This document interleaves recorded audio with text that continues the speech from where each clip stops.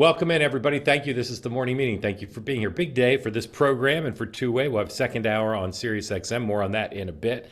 But right after the show, 10 a.m. Eastern Time on Sirius XM channel 111, Megan Kelly channel, we'll have in the second hour of the two-way program. Kevin is here. Larry is here. Lots of news to cover, including these back-to-back negotiations in Geneva.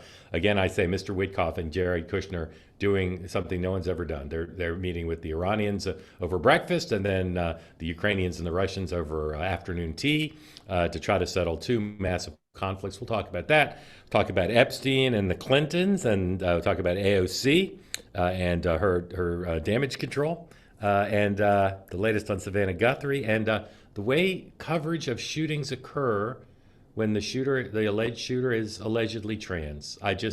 Larry's going to have so much to say about this, and we haven't left it in the locker room, so I don't know exactly what he's going to say, but I have my suspicion. If you're here on the platform, you want to be in on the conversation, please raise your hand. We'd love to have you. 2 new folks yesterday. Let's get 2 new ones today. We love our returning champions, but we love new folks too, so raise your hand if you want to get in the conversation. And if you're watching on X or on YouTube, you can't participate in the conversation, you're welcome to come onto the platform even today. Just jump right in. Go to 2way.tv to sign up. But if you're there, don't put smack in the chat. It's embarrassing to all of us. It's somewhat embarrassing to me personally, but more embarrassing to you. Just no smack in the chat. Jesse Jackson passed away. We learned that early this morning. And there's a lot you could say about him. And what's great about the obits in the New York Times and the Washington Post, they're written by legendary reporters who haven't worked in those papers for years, and I believe in at least one occasion has also passed away. Times does that on occasion. The Post, too. They'll run obits written by people who've passed away because they banked them. I will say the thing I read about Jesse Jackson that I think is the most important for you to know. There are a lot of people on this platform who are younger and who haven't followed politics for very long, and you've heard of Jesse Jackson, but you maybe not know his significance. He was the major civil rights leader in this country major black leader with an emphasis on civil rights between Dr. King and Barack Obama. During that entire stretch, he was the main civil rights leader in this country and an extraordinarily talented gentleman. Let's look at you could show you 1,000 things, but let's look at him from the 1984 Democratic Convention. 105, please.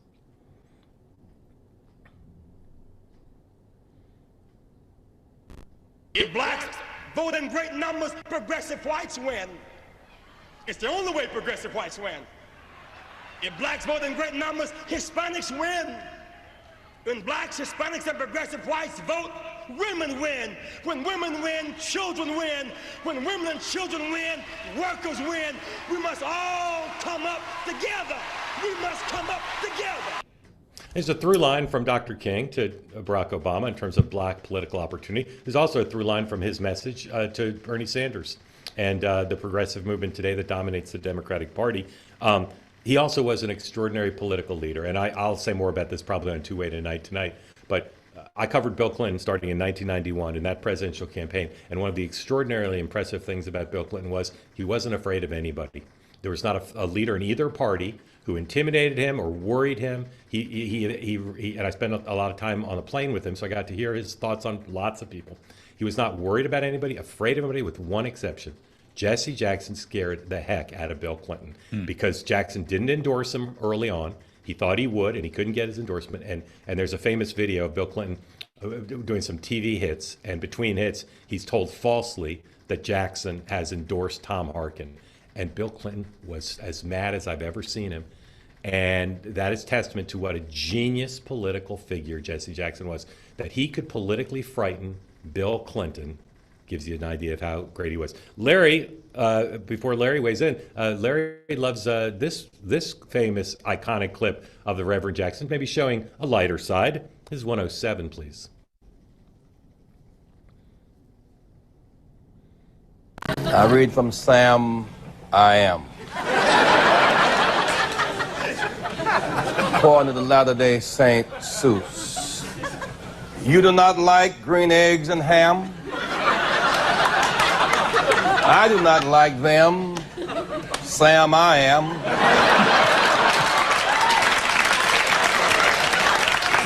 I could not, would not on a boat. I will not with a goat.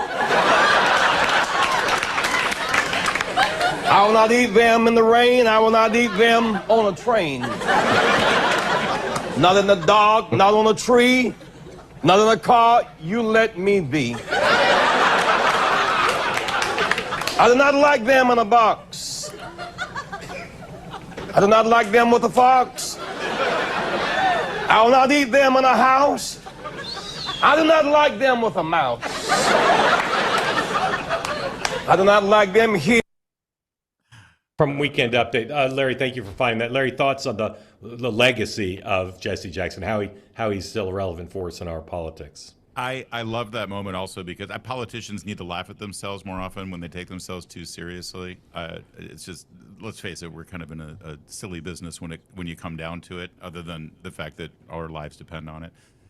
So I've always enjoyed that about Jesse Jackson. Let's not forget, when you talk about the riff with Bill Clinton, Clinton's famous Sister Souljah moment happened at a Rainbow Coalition push event. Clinton, I think, recognized that as powerful and as talented as Jesse Jackson was, there were a lot of Americans who were put off by his approach to politics and what many people thought was utilizing race as a weapon in this country, and rather than trying to bring people together around race, dividing us on race. And so I think that is part of the legacy. It certainly was, maximized by the likes of Al Sharpton after Jesse Jackson sort of started to fade off the political scene.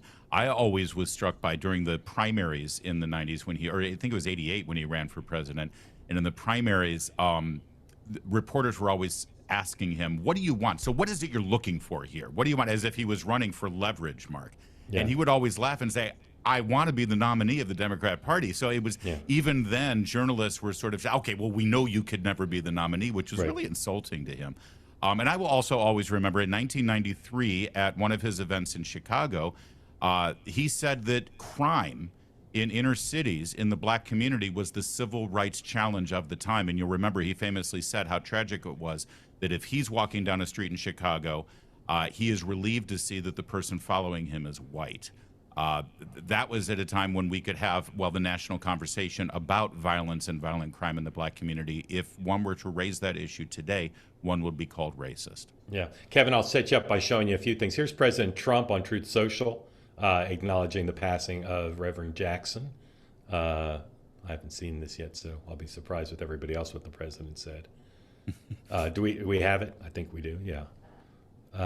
Reverend Jackson is dead at 84. I knew him well long before becoming president. He was a good man with lots of personality, grit, and street smarts. He was very gregarious, someone who truly loved people. Very positive. It goes on. There's some things in there that wouldn't surprise you, not necessarily. Yeah, we can stop there. After the third sentence, that's a nice tribute. Here's some Fox News did a good job of pulling photos of Jackson with every recent president, pretty much every recent president, back to Reagan. And you'll just see these. Here he is with Jimmy Carter. While these show, and again, I apologize to those of you listening to the podcast version, just trust me, you see him with all the living presidents over the years. Kamala Harris just put on X, as a young law student, I would drive back and forth from Oakland, where I lived, to San Francisco, where I went to school. I had a bumper sticker in the back window of my car that read, Jesse Jackson for president. He finished second in delegates, and as to Larry's point, he finished second in delegates in 88. Never ran again, but in 84 and 88 made very serious challenges for the Democratic nomination. And his probably most enduring legacy, some of you will know this, most of you won't.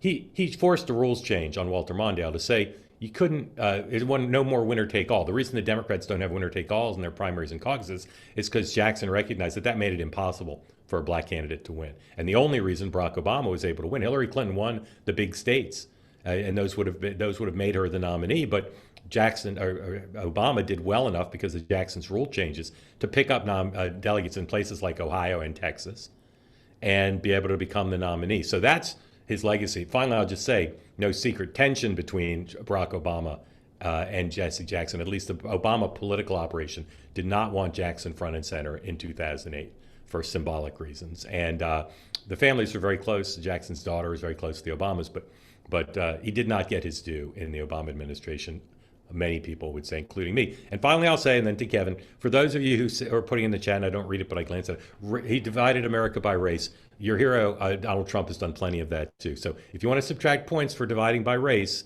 you'll have to subtract points on both sides. Kevin. Well, I'll just pick up, Mark, where you left off. His raw political talent and organizing talent, obviously coming up second in 1988, coming up third in 1984, and building on that, and not, going away and saying, all right, I lost this nomination, I'm done. But the raw organizing talent behind Jesse Jackson lives on. Obviously, he started as a kid. He was part of the Greenville 8 here in South Carolina. We've got some two-way members from Greenville that often join us on air. So the commitment to civil rights started as a young man and only flourished throughout. So to see the level of bipartisan, all the governor of South Carolina, Lindsey Graham, has put out a really powerful statement already. As someone who was a leading Democrat and often, to Larry's point, turned some folks off on the Republican side, to see this, this unison in praise to the Reverend Jesse Jackson is something really nice and something to behold.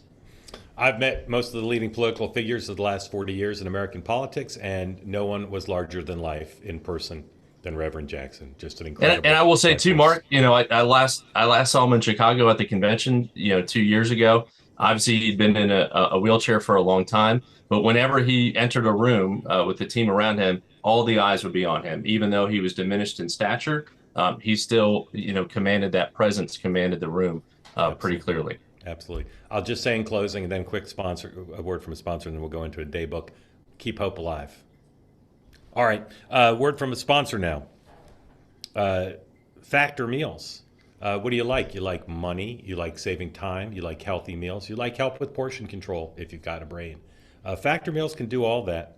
50% off your first box and free breakfast for a year. This is a delivery service. Subscription service delivers fresh, high-quality meals to your house. Healthy meals created by dietitians.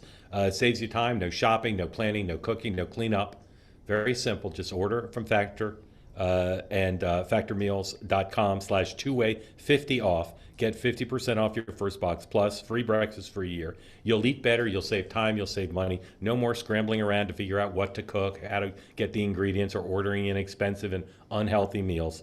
You can specify what you want in terms of high protein, calorie smart, GLP-1 support. All the options are there. And it's always fresh, never frozen. I've been using them now for a couple weeks, and it'll change your life. It'll make everything easier and cheaper and save you time. Go to factormeals.com/2way50 off. Use the promo code 2way50 off to get your first box 50% off and free breakfast for a year. Thank you for your attention to that matter.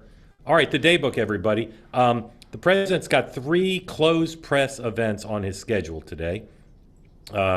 He's, let's see, the first one. 2 o'clock, he's credentialing some ambassadors. 4 o'clock, an unspecified policy meeting, and another policy meeting at 5 o'clock. Let's hope the 4 o'clock meeting doesn't run over. So nothing open at this time, but that could change, of course.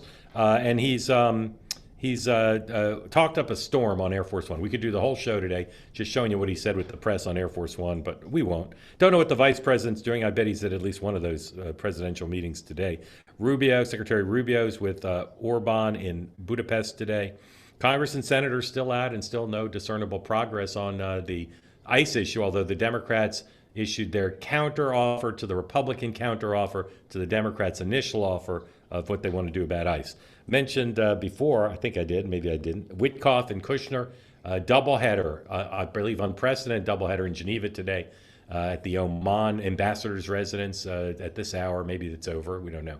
Meeting. It wrapped about an hour ago, Mark. Thank you, sir.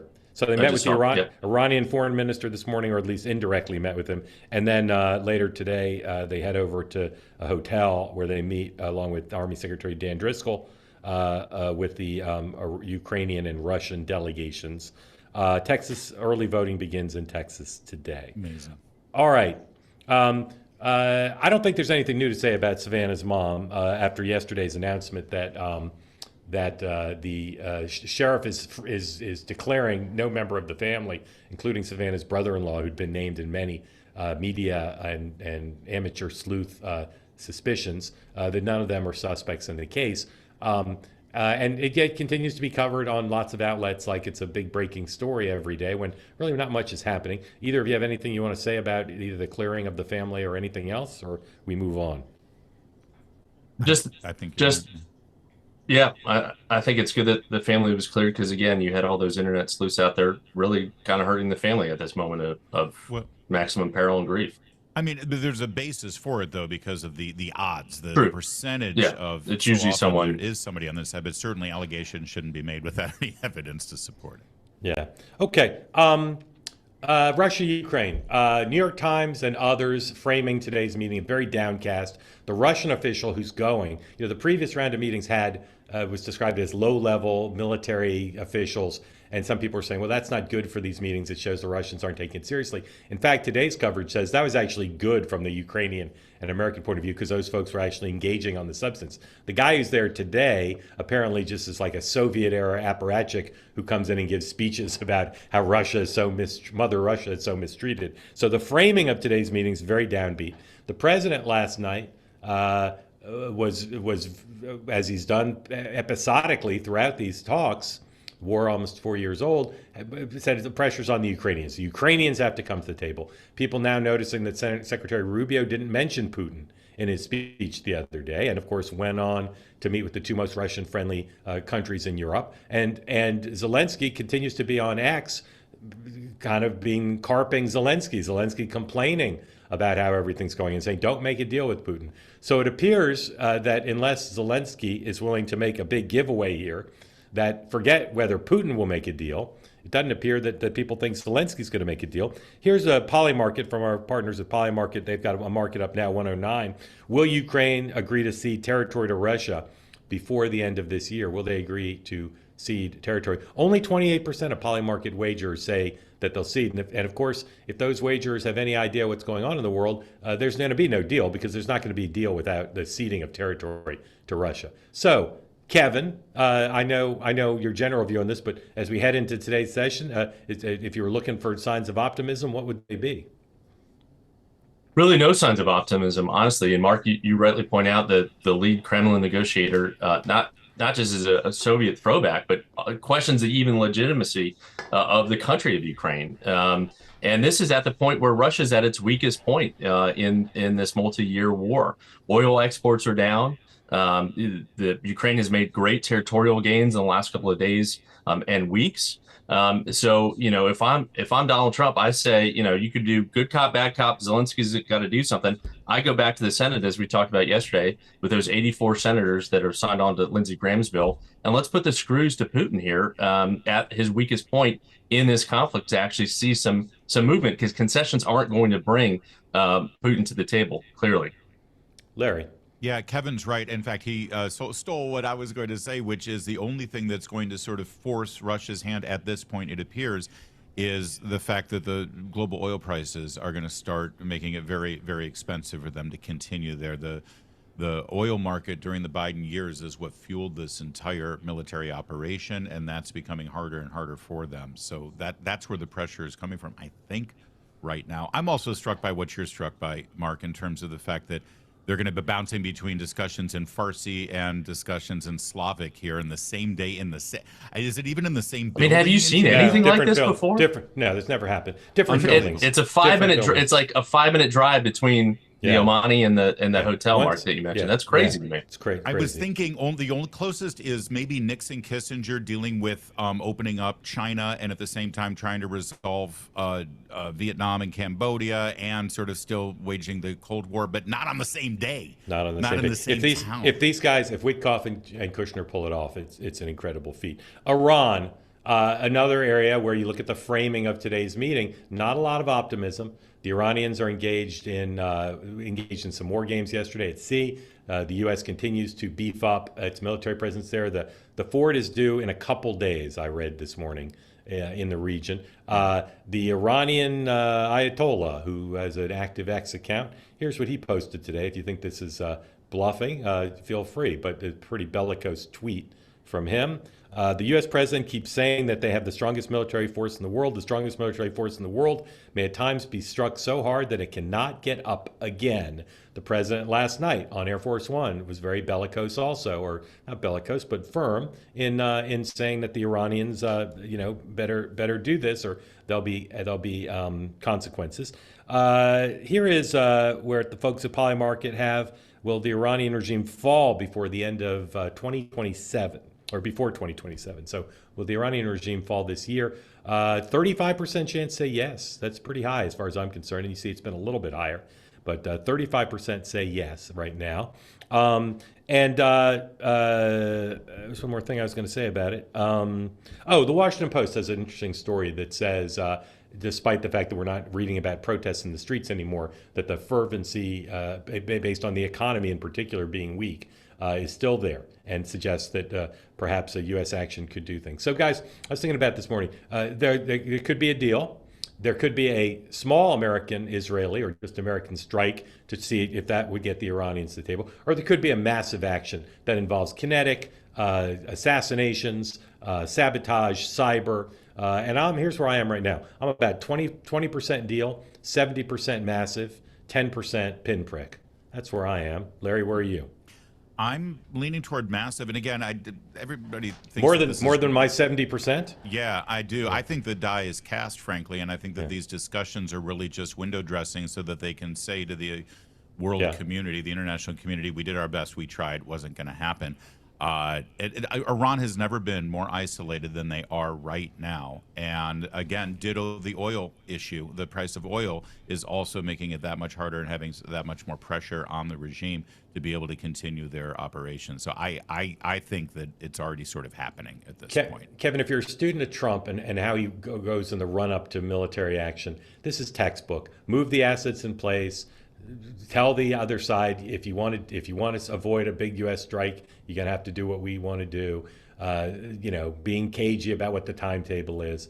So it just seems like we've seen this movie before, and there is about to be a major strike, unless the Iranians just cave. We've seen this movie before, and we saw it just months ago with Maduro, and the Iranians are learning all the wrong lessons from that. Where you just played that tweet from the Ayatollah, taunting the president. It's almost like he's dancing, to Trump, which actually goaded the president, I think, partly into doing that. And the president watches this stuff, doesn't like the optics of it. And I think I'm with Larry. I'm leaning, and you, Mark, majority percentage behind taking out this regime. There's reporting too that Iranians are now, everyday Iranians are understanding the extent to which the protesters were killed and the numbers in which they were killed. So I would not be surprised to see more protests spring up because of that. It's been a little quiet on the streets. But again, I think with the Ford there within striking distance in the next couple of days, as you pointed out, Mark, we'll see some action there. All right, Epstein. This story is just so massive, and reporters are still digging their way through what some are still saying are a third of the documents. And there's now this growing call to release everything else, including the FBI 302 reports. And it doesn't seem like that's in the cards immediately. But as we say, Halpern's fifth rule of Washington: when something's famous for not being released, it'll have to be released. So we'll see what happens with the additional documents. But just in the last day, the head of the Pritzker company, Hyatt, was forced out. The chair of the board, member of the family. The mayor of Los Angeles went on CNN and said Casey Wasserman should have to give up his Olympics job because he emailed with Maxwell before Epstein went to prison. It's kind of incredible. Oh, and there's an incredible email today about Epstein coaching Bill Gates on how to raise money. I don't know if you guys saw that one. Kind of incredible. Yeah. But people are getting the point that Epstein, and Bannon is just under siege. The New York Times finally wrote the story that part of the story that's still to be written about how Steve can claim that this was all just a Michael Wolff style ruse to make a documentary and expose Epstein, when it's clear the relationship was more, let's just say, multidimensional than that. Now, the Clintons and the Trumps. The president was asked about what Hillary Clinton said to the BBC, which we'll show you in a moment. It's kind of incredible that Bill Clinton and Donald Trump, both very tied to Jeffrey Epstein, not accusing them of illegality, not accusing them of knowing about illegality, but both of them very tied to Jeffrey Epstein. Donald Trump continues to say, I had nothing to do with Jeffrey Epstein. He did. But Bill Clinton, no, he had something to do with Jeffrey Epstein. Here's Hillary Clinton in an interview at the BBC, indignant about the prospect that she and her husband have to testify. I think it's next week, right? Next week, up on the Hill. He's on the 26th, and I think he's on the 27th. Yeah, so next week. Here's Hillary Clinton. Do you regret the links that there have been?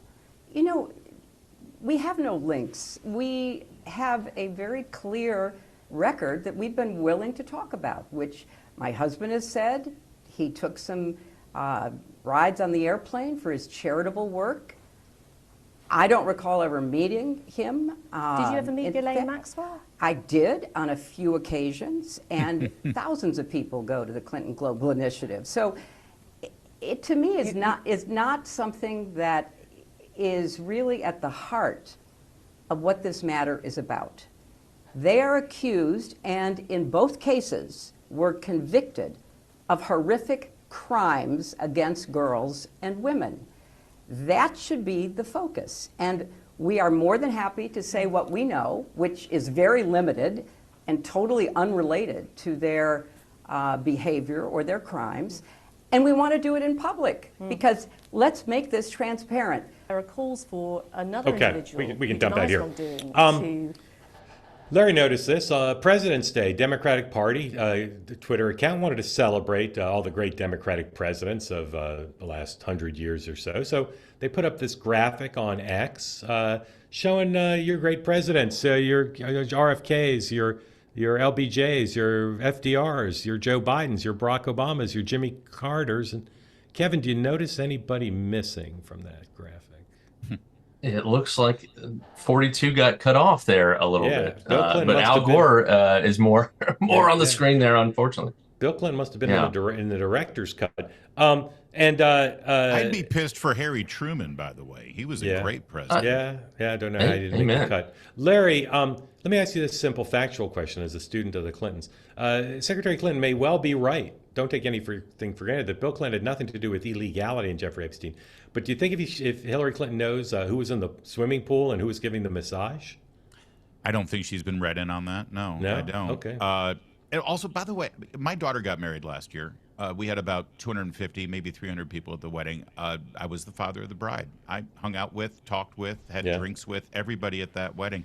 When Chelsea Clinton was married, I think they had 400. Were you invited to that one, Mark? The 400? It was a pretty exclusive. Rather not say. 400 people at that wedding, including Ghislaine Maxwell. Yeah. And this was after Epstein's conviction. Yeah. And she was right there on the aisle, by the way. And Hillary Clinton just said, I may have met her at a Clinton Global Initiative thing. She was at her daughter's wedding, for God's sake. You know what Montgomery Burns would say? Ghislaine Maxwell, doesn't ring a bell. Kevin, what's going to happen when the Clintons testify? Is it going to be a non-event? Or is Bill Clinton going to be asked, who was in the hot tub? Who was giving you a back rub? I think it's going to be a non-event. She goes first on the 26th, and he goes on the 27th. We've talked about this before too on the program. Don't discount the rhetoric abilities of these two individuals to run circles around a lot of the Republicans, especially James Comer, on this committee. I'll also say we had a wedding of 400 people in Charleston, South Carolina, just about 2 years ago, and there's still people at that wedding I don't know, mostly from Alex's side, because he has about 1,500 cousins. You talked to them, didn't you, not Kevin? Necessarily. The Irish goodbye. I don't think I did. Not all of them. The Irish goodbye at his own wedding. I'll just say, I've been studying Hillary Clinton as a journalist since 1991. She didn't seem totally at ease there, and she seemed to be spinning, downplaying the relationship with Maxwell, pointing to Trump, politics of personal destruction. She doesn't seem inclined to engage on this on the merits, because Maxwell was involved with the Clinton Global Initiative. There were many other people too, but she was involved. She did attend the wedding. So did many other people. And they flew on, and her husband flew on the plane extensively. So, and they resisted wanting to have this moment before the oversight committee for a long time. They have always drawn the line, though, pre-conviction, post-conviction. That's where the wedding thing really sort of pops up, because everybody knew that Maxwell was associated with Epstein, and that was post. But wasn't somebody's guest at the wedding? Yes. Mark Waite, I think it is. Yeah, so I mean, if I invite somebody to my wedding and they invite somebody else, am I Googling them? I guess if I'm a president, maybe I do. But anyway, we'll see. No, it wasn't pre-Google. The wedding was not pre-Google. 2010? Was it? The wedding was in 2010. There was Google. There was Google in 2010, wasn't there? All right. Wasn't there? Jeeves. Ask Jeeves, All right. I believe. Ask Jeeves. Okay, AOC called the New York Times last night because she didn't like the press she was getting over her appearance in Munich. And she said something on one level very rational. She said, I wasn't there as a presidential candidate. I wasn't even there as a Senate candidate. Here's the New York Times headline. After first big overseas trip, Ocasio-Cortez expresses frustrations. The congresswoman argued in an interview that presidential speculation, which included scrutiny of her slip-ups, had overshadowed her anti-authoritarian message at the Munich Security Conference. Congresswoman, meet me at camera 2. If you go to an international security conference filled with potential presidential candidates and have your team build up that you're there to be on the world stage, and you think that the press is going to cover your substantive and very interesting message about the threat of authoritarianism taking advantage of income inequality over your prospects as a presidential candidate, as evinced by your debut on the world stage, you are so naive that you shouldn't even be a member of the House. That's what I would say. Sure, the difference between what is and what ought to be. Should the entire coverage of her and everyone else at Munich be about the substance of their conversations? Sure, should it be? But my goodness, to call the New York Times and complain that people are covering you as a presidential candidate? Kevin? The old adage, if you're explaining, you're losing. And that was not the format to kind of rehab what happened in Munich. You write a substantive piece, you sit down with a reporter, not calling up and complaining about the coverage. Because again, and complaining that the spotlight that you have on yourself because of this speculation is the cause for it, I think is wrong too. This was misplayed by AOC. And this is going to come back, I think, if she decides to run for the Senate against Leader Schumer or for the presidency down the road, certainly. Larry, as Larry said, these ads write themselves, right? You play the 30-second soundbite of her scrambling to put together a sentence, and that's problematic. Well, there's also a ham-handed narcissism here by calling the New York Times and trying to sort of do some sort of damage control this because it's made it, we're talking about it on Tuesday. It would have been a Monday story. It would have been over. We would have laughed about it. I did 2 segments on my radio show today because you bet I can't get enough of this. And we played the audio all over again because of it. Because here's the thing, whether she's there as a presidential candidate or she's there to be the lone voice in the wilderness speaking out against authoritarianism around the world, you can't change what she did and how she behaved and how she came across and how bad she was. And so that's still relevant, regardless of what her intentions of her appearance was. On 8 for 28. Somewhere Rick Perry is celebrating his oops moment. There you go. And saying it was the Department of Education that I wanted to cut. Next up later today, my new February edition of 8 for 28, the 8 most likely Democratic presidential nominees. Tune in to see how AOC's performance in Munich might affect her rankings as compared to January. And I'll say this, I wish the New York Times reporter had asked her this question. Congresswoman, let's give you a mulligan. What is your view of the U.S. obligation to defend Taiwan? I'd love to hear her answer it again. Give her an hour to think about it. I still do not think that she has thought through a lot of these issues. And can you take a moment to congratulate your ancestor Cortez for bringing horses to America? That also. All right. What was her number going into this on your list of 8? Oh man, you asked me to remember. Just a preview. Michael's going to tell me. I think I had her at 5th. 5. I think 5 or 6. I had her at 5th. I think I had her at 5. Fundraising is going to keep her in the conversation. We'll see. And somebody's got to fill that progressive lane. I think I had her at 5. Yeah. But it was 5th. It was 5th. Thank you. Okay. We'll see where she is after Munich. She'll always have Munich. This spill, this cesspool unleashed into it's Potomac River. Is in the Potomac? It's in the Potomac. Well, Potomac it's going River. into the Chesapeake Bay beyond the Potomac. Yeah. This is a massive spill based on the rupture of a sewage pipeline. It's about 2 miles from where I grew up, by the way. The Clara Barton Parkway was my go-to route. Anyway, there's finger pointing between Wes Moore, whose state this occurred in, and the president, back and forth. The president's criticized him on social media. Yesterday on Air Force One, Wes Moore is criticizing him back. But this is a massive environmental story as well. Here's a headline from Axios. Trump and Moore trade barbs over Potomac River sewage spill blame. There's so many ways we could go here, but we're a little bit short of time. Larry, who will win this fight politically, the president or Westmore? Well, I mean, Westmore does have the media on his side, and he has. Listen, Westmore is not responsible for the spill and the fixing the pipe, but he is responsible for the cleanup. And the fact is, this is the first thing Westmore has said about this. For 4 weeks, he has said nothing about it. Neither has Spanberger in Virginia or the senators of those two states. Instead, this is a political response to Donald Trump rather than acting as a governor. But ultimately, the media hasn't really been talking about this story either. They're going to reflexively want to be on Westmore's side. Unless Trump, through federal action, can work wonders and handle this cleanup in a miraculous way, a la Ron DeSantis post-hurricane. Kevin, are they going to make peace and solve this together, or is that naive? I doubt that, but I am surprised the lack of national attention on this and local attention on this, and the fact that, in the wake of the bridge collapse outside Baltimore, Westmore was on the scene right away. I think this is a mistake that, now we're just going back and forth on the political element of it, when he could, you saw Josh Shapiro when 95 collapsed right there, with a bomber jacket, assessing the scene. People like action, right? And not this deliberation back and forth and not sweeping it under the rug. So I think this is Kevin, a political mistake for him. You mentioned the bridge collapse. He was there. As soon as the cameras were there, he was there, and he's very good at doing that. But that bridge, nothing has been done. It took forever to clean up the broken bridge, and nothing has been done in sort of restoring that bridge. So this is kind of a soft spot for Westmore in terms of his governance and his ability to get things done. And it doesn't help that as this was all coming down, he was doing a high-profile national town hall with Norah O'Donnell, saying that he doesn't want national attention. Well, this is why, and Larry, this is why the governor's struggling internally, right, with his own caucus, right? Can't even get that 8th congressional district potentially through the state Senate. So I think he remains much more popular right now outside of the state than within the state of Maryland. All right, 2 more quick topics. We'll do them quick and then to your questions. So again, please raise your hand if you want to get in on the conversation. Government shutdown. Either of you see any signs that that's going to end? Any new developments that?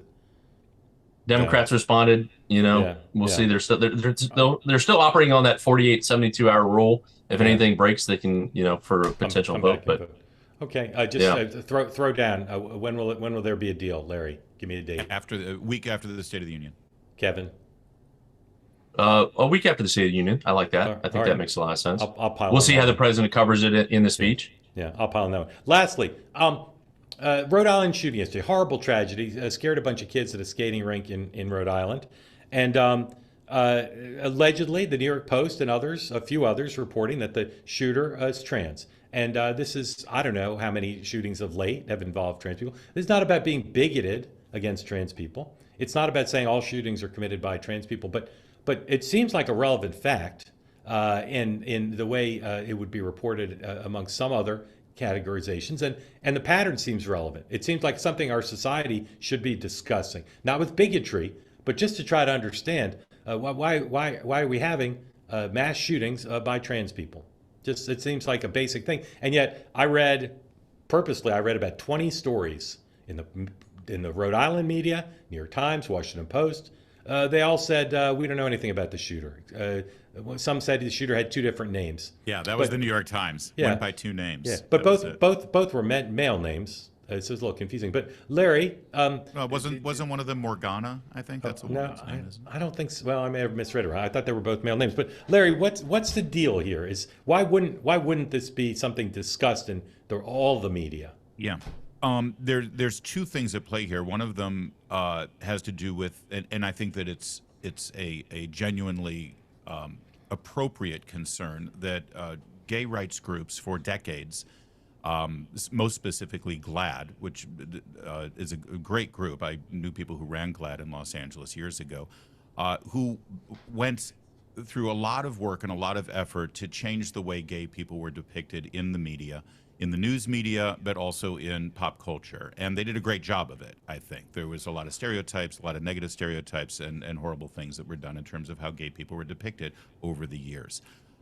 There is a concern about depicting people within the LGBTQ community with broad stereotypes. So I think that's still a lesson learned within the news media, but that shouldn't get in the way of the facts involved. The secondary thing, which I think is really overriding all of those efforts, is the fact that to tell this story, you have to draw a line between the growing transgender or the exploding transgender movement over the last decade that we've all experienced and seen. It somehow comes out of nowhere. Connect that with mental illness and maybe even pharmaceuticals that have been associated with the transgender and transitions. And to suggest that if you're a transgender, you have a mental illness or that there are mental illness concerns that should be looked at is absolutely forbidden. You are a bigot if you bring that up, or at least in many circles you are. That's my opinion. Kevin, thank you. Kevin. Yeah, I agree certainly with Larry on the GLAAD front. I'm glad you said that, Larry. I think there was a few years ago, Congress had a committee hearing. It was run by the Republicans, but they had folks on kind of both sides of this issue where they talked about the science, the mentality, some of the drugs involved. They had people both pro-transgender, folks that had transitioned that regretted that. And it was an open, honest conversation. And I think we need more of that. I commended the Republicans at the time for having that hearing, taking the bigotry out of it, but actually getting to some level of understanding of what this community is all about, the science behind it. And I think we need more of that in terms of this kind of coverage. And I would suggest that we have more of those hearings that are in the public spotlight. That don't just get lost in the trans athlete debate and things like that, but let's actually have a reckoning kind of conversation as a community of people about these folks. Prediction tonight, most shootings, given unfortunately the nature of ways shootings are covered, I doubt this will get much more national coverage if it weren't for this. Do you think the fact that this is part of a pattern will be reported in the legacy media today, tomorrow, or just they'll move on? Larry? They'll move on. They'll refer to it as a domestic dispute. Yeah. Kevin? Most likely move on, but obviously more conservative media outlets will certainly talk about this, as they've done with the shooting in Minnesota and Tennessee. All right, hear from our sponsors, and then to your questions, please raise your hand if you're on the platform and would like to get in on the conversation. CozyEarth.com, promo code MORNING to get 20% off everything on the site. That includes the blankets, the pillows, the shirts, T-shirts. We don't talk enough about the T-shirts, truly, and the pants, of course. All available to you now, 20% off. If you've not bought anything from Cozy Earth, here's an opportunity to buy something for yourself or your family.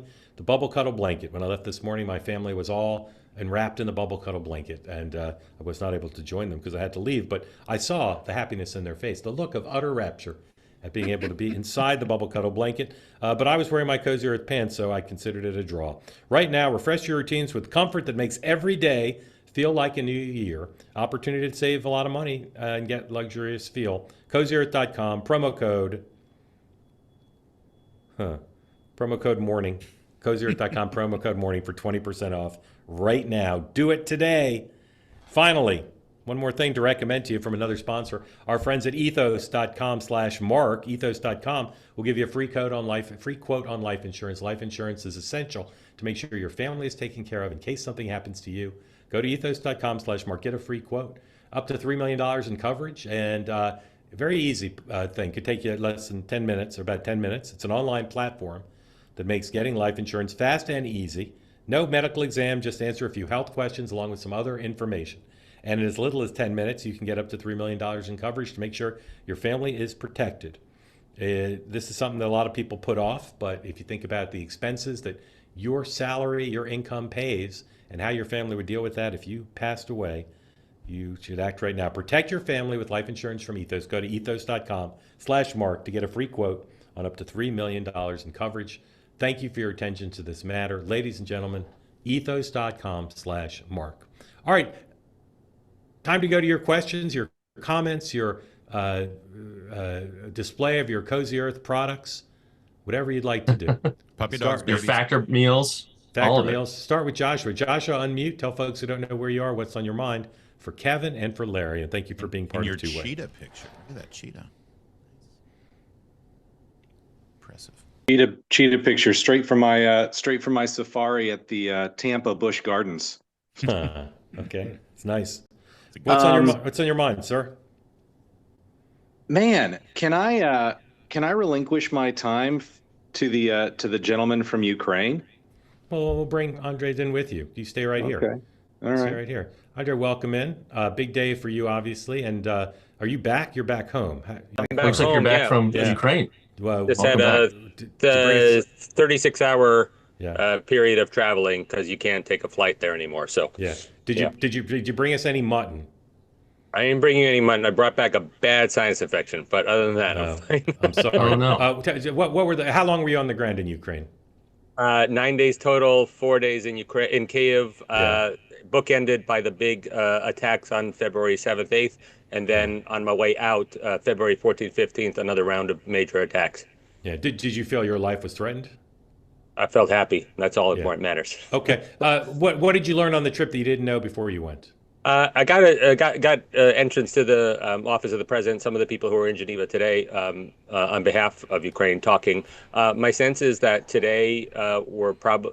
I think the best case for the United States and Ukraine is to say that progress is being made, and if Russia starts yapping, which is, I mean, the U.S. clearly did not want Medinsky there. They're like, do not send this guy again, and Russia just sent this idiot over here again. This is a guy who just filibusters and talks about history and pisses off the Americans to no end.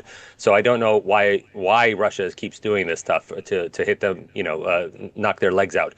But I think best case scenario for the U.S. is and Ukraine is if they say we're continuing progress and seeing what happens. Meanwhile, on the front line, in terms of somebody mentioned that Ukraine regained territory or something. I don't remember the conversation, but Russia has lost their salience that went in once Starlink got cut off. So it's actually been a pretty horrible week because they just left 3 or 4 people in different villages, and that ended up being just decimated by drone warfare. Pretty horrible week for the Russians, Andre, right? Yeah. Andre, I've been reading that people are saying public opinion has shifted. People in Ukraine are more willing to make a trade for land.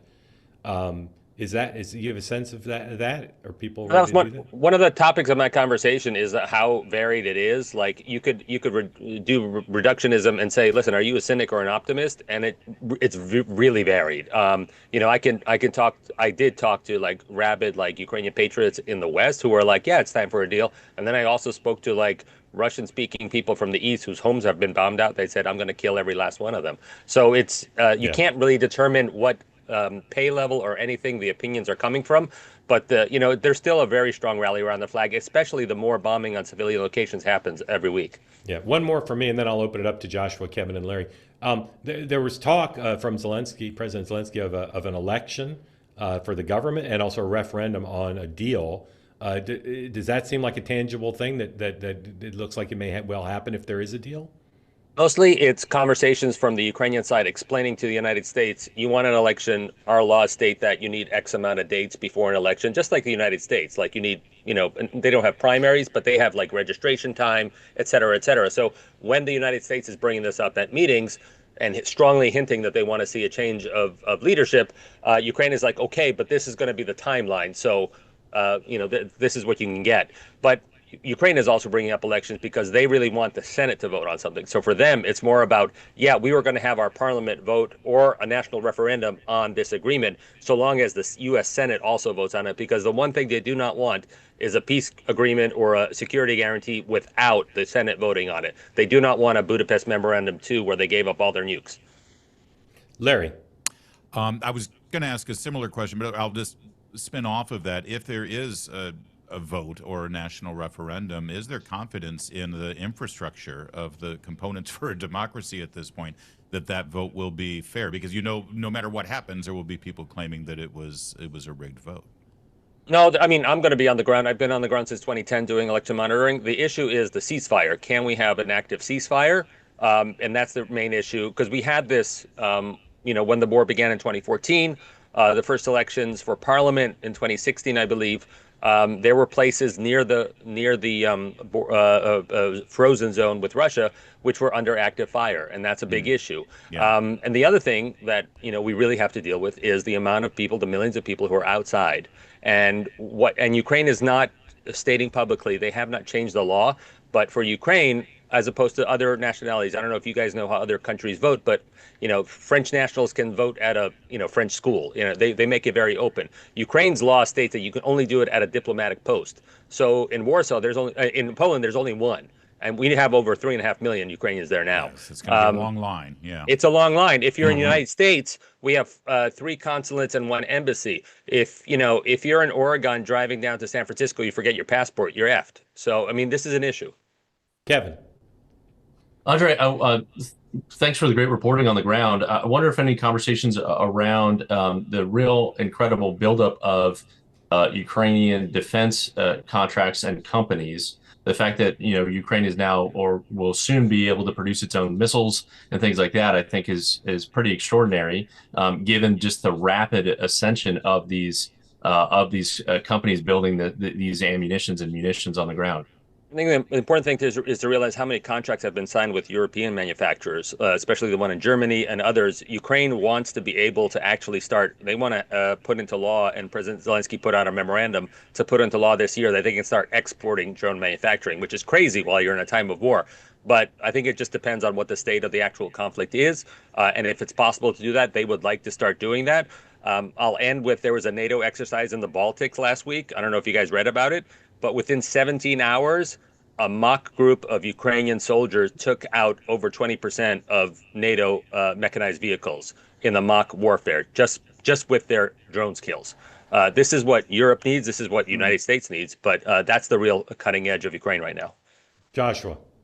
Does the new tactics that are developing around drone warfare, which are really completely, sort of guerrilla tactics, but completely upending traditional 21st century, battle strategies, does this make it easier because these tactical assets are a lot cheaper to produce? Does it make it easier for allies to step in, and would-be allies to step up and sort of get more bang for their buck in supporting Ukraine?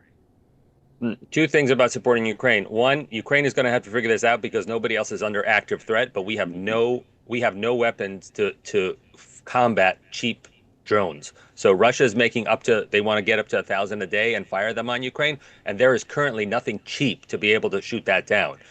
You can go with, some kind of whiz operation or something that you have on American bases in Afghanistan or something, but to have that across the entire country is insane. So that's number one thing to protect Ukrainians. Somebody's gonna have to figure out a way of more cost effectively killing these things that are attacking civilian positions. As far as drone manufacturing, I think they're already, looking at the possibilities of going forward with that. And you're right. What Kevin was talking about, the fact that it's been a bad week for Russia. Once Starlink got shut off for the Russian forward deployment, that's what they were really relying on. Ukraine just went haywire and just launched drone after drone after drone after these 3 or 4 man detachments occupying individual villages, to the extent where the Russian defense minister had to clarify which towns were under control, because now they literally don't have anybody there. I've heard I've heard that Russia, and I don't know how to verify this, but I've heard that Russia has lost so many soldiers that they're conscripting from prisons. They're sending wounded back, to the front lines.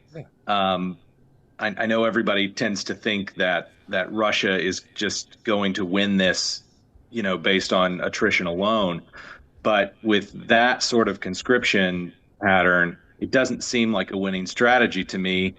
If sort of speculate, Andrej, what does Ukraine need from NATO? What is NATO willing to give Ukraine to push them back to the borders of, the before invasion, pre-invasion borders of Russia? And what do you think Russia would do if they saw Ukrainians pushing them back? I think at the top, you're going to have to take out Russia in some way and weaken them. We have not seen maximum pressure from Donald Trump. He was more willing to put tariffs against the Swiss when they insulted him or something, right? So we need to be able to have the president do more stuff at the top, or give Ukraine the ability to knock out those factories that are manufacturing those drones. So it's less about, the incremental warfare on the ground. We know what's happening there, and that'll take years for Russia to, actually claim the territory that it wants. But we need to cut down Russia at its knees. And it's been a little bit with the oil. but it's not enough right now. And we really need to bring Russia is not serious at the table. Whatever Donald Trump has done up until this point has not made Russia serious at the table. Thank you both. Very grateful to you. Really appreciate it. Professor Kenny, come on in. Couple minutes. What's on your mind, sir? And tell everybody about the after show, please.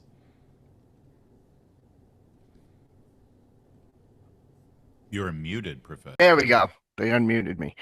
Good morning, everyone. The post show will be starting at 11 a.m. after Mark moves to Sirius XM. The second half of the two-way morning meeting goes to Sirius XM from 10 to 11. So we will start the post show at 11 a.m. Just letting everybody know. Same format. Everything goes. So my question is, I just saw in the Wall Street Journal that Eric Trump is investing in an Israeli company that makes drones. I just find that kind of interesting in terms of all of this war talk and how that's, Dad, could you please send some use your drones on? We need the stock to go up. And then the other thing I wanted to bring up is I see that Italy's Giorgia Meloni is trying to make peace between NATO and the U.S. And if anybody could do that with Trump, I guess she can. Yeah. Professor, thank you. Grateful to you. Kevin, then Larry, thoughts on those 2 points? Yeah, I think Professor spot on in terms of the role of the Italian Prime Minister in her relationship with the president. I'll also say the NATO leader, Mark Rutte, is also really effective, I think, in terms of messaging to the president, holding Europeans at bay to some degree. And I think to your earlier point about Eric Trump, this is the way of the future. Obviously, talking with Andre just back from Ukraine, that the drones are going to be the fighting force of future wars. So it's likely a smart investment on behalf of the Trumps. Yeah, a lot of foreign policy this morning during our when we opened it up to the community. I would agree with Kevin. It's a good investment, and if you're looking to invest in military weaponry, I think Israel's probably a safe bet as well, considering they're always going to have a robust and strong national defense, and they've gotten quite creative and innovative in their ability to defend their nation. Professor Kenny, thank you. Ladies and gentlemen, as you know, today is the debut of the second hour of Two Ways to Morning Meeting on Sirius XM, channel 111. So I'm going to leave you now, head over to the other platform. Join me there. Opportunity for you to ask more questions on Sirius XM. You can do that by calling 833-446-3496. Again, this will be every day now, Monday through Friday, 833-44-MEGAN. 446-3496. Larry and Kevin will be with you to fill out the hour here. They'll tell you what's coming up. I'll tell you, I'll see you on Sirius XM at 10 o'clock Eastern.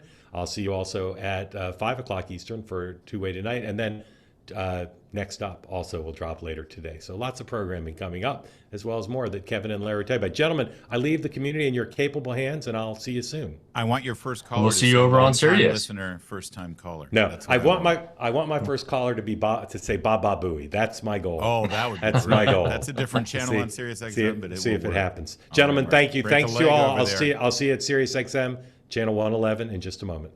Break a leg. Yeah, Bill Graham. Very exciting stuff over there. Why we didn't have a Rubio discussion on the we talked about Rubio quite a bit yesterday, but you're right, Rubio's still very active there. Kevin Walling, I have a bone to pick now that the dad is out of the room. You just said that there's no local coverage in DC on the sewage dump in the Potomac. I know for a fact that my radio program every morning is are covering it extensively. You are Geraldo and that safe. You are, a dog with a bone on that. Find about as much completely as Geraldo found. Exactly. All right. Well, I just wanted to clear the record. I get very sensitive about my little quaint morning show that you can all find at WMAL.com every morning. Everybody raves. I tell you, my sister-in-law in Aiken, South Carolina, listens to you every morning and is so excited when we're on together. So, shout out to Anna Stroman. Thanks for listening, Anna. Yes, let me just repeat what Mark just obliquely told you. A new episode of Next Up dropping later today. That includes Mark's updated 8 for 28, as he teased so deftly earlier. Also, will AOC remain at that 5th spot? We're going to find out. Or will she drop off the 8 entirely, and who will replace her? I think Stephen A. Smith might elbow her out at this point. Oh, So gosh. make sure you Heaven tune in help for us. that. Mark's guests also include Michael Alfonso, Trump-endorsed candidate running for Congress in Wisconsin's 7th, and happens to be the son-in-law of DOT Secretary Sean Duffy.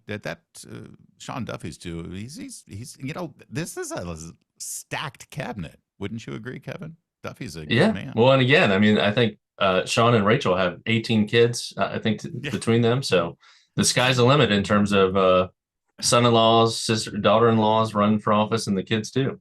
Emily Jasinski, by the way, host of the After Party with Emily Jasinski podcast, good friend as well. She's a smarty. She'll also be on next up tonight. Emma Jo Morris, co-host of the group chat, and Michael LaRosa will join Mark live at 5 p.m. on 2A tonight. And you want to get that last one, because I realize that. And a new episode of the Moynihan Report with Michael Moynihan is live at 7 p.m. We also have to do a birthday shout out to a great member of the 2A committee, Alan, and to wish everybody a very happy Mardi Gras. That's right, as well. And thank you all for watching. Yeah, a lot of foreign policy today, but tomorrow we'll see if that's the case tomorrow too. I doubt it. That's right. Although Mark, he loves that. He grew up in a foreign policy house, so it's always going to be sort of the wheelhouse. But we shall see. He did indeed. If we have a big announcement coming out of Geneva, I'm sure we will. Otherwise, we'll be back tomorrow, same time. Are we both back? Are you back tomorrow? I'm back tomorrow. We are. Yep. All back right. tomorrow. We'll see you then. I'm live at noon on Larry at Town Hall, and then we'll be back tomorrow morning as well, as I said, WMAL.com. Kevin, you want to plug anything? Just how great this community is. I know, right? Hit me up on Twitter, email, what have you. Let's continue the conversation. It is. Thanks, everybody. Forget Professor Kenny's after show at 11. Starting at 11 today. Bye-bye.